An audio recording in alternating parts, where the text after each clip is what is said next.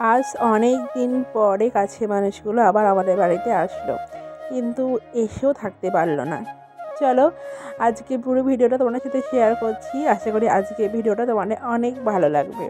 সকালবেলায় যা রুটিন সেই কাজ সেরে আজকে আমার তারপরেও কিছু কাজ ছিল, তাই আমি পড়ানো যখন শেষ হয়ে গেছে প্রায় 12:30 নাগাদ, তারপরে কিন্তু আমি গিয়েছিলাম একটু কারেন্টের দোকানে, কারণ আমাদের কিছু কারেন্টের দরকারি কিছু জিনিসপত্র কিনতে হবে। তাই আমি ভেতরের রাস্তা দিয়ে যাচ্ছি, কারণ হাসনাবাদের মেন রাস্তা দিয়ে না অনেকটাই ধুলো হয় আর সেরকম ভিড়ও ছিল, যার জন্য আমি ভেতরের রাস্তা দিয়ে যাচ্ছি যাতে ফাঁকায় ফাঁকায় যেতে পারি।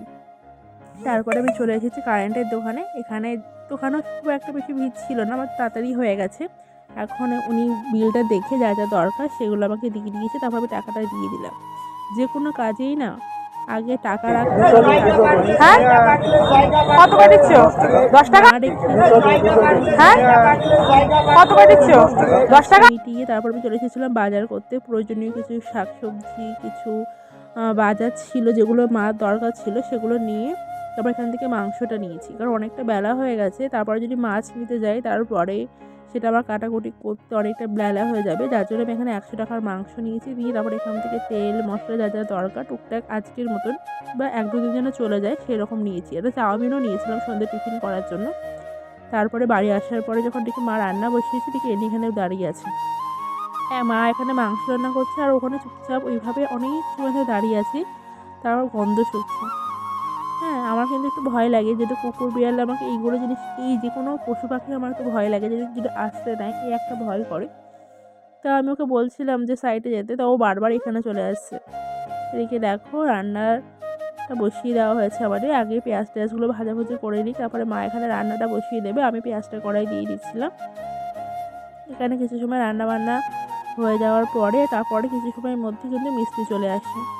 তখন কিন্তু প্রায় 1:30-2 বেজে গেছে। আমি এখনও বসে আছি, এখনও কিন্তু আমি স্নান করিনি। ভেবেছিলাম যে মার হাতে কিছু কাটাকুটি করে দিয়ে গোছগাছ করে দিয়ে তারপরে একেবারে স্নান করবো, আর একটু কষা মাংস খাবো বলেও বসেছিলাম। তারপর এখানে সব কিছু মিটে যাওয়ার পরে তারপরে দেখি মিস্ত্রি এসে গেছে। আর আমাদের এই যে ঘরে বোট, আমাদের কিন্তু 2 ঘরে একটা করেই বোট। একটা ঘরে টিভির বোট আছে, সেটা ওখানেই মানে ওইটাতেই তোমার ফোন চার্জও দেওয়া হয়। আর ওই ঘরে আর একটা বোট আছে। তারপর আমার ফোন, মার ফোন, সবার ফোন যেহেতু আছে না, 2টো বোটে হয় না। আর যখন দিদি আসে তখন তো একদমই হয় না, সেই জন্য একটা বোটে 2টো 3 পিন প্লাগ লাগিয়েছি, আর ওই ঘরে আর টিভি প্লাগটা আলাদা করে দিয়েছি। এই যে এখানে একটা বসানো হবে আর টিভির পাশে আর একটা বসানো হবে। কাজ শেষ হয়ে যাওয়ার পরে তোমাদের দেখাচ্ছি যে কোথায় কোথায় হয়েছে। এই দেখো, টিভির বোর্ডটা টিভির পাশে লাগিয়ে নিয়েছি, আর ওই ঘরে এখানের বোর্ডটা লাগিয়েছি যাতে কোনো রকম কোনো অসুবিধা না হয়। তারপরে দেখো আজকে আমার ছোটো মাসি আর মিঠু এসেছিলো, কালকে এসেছিলো।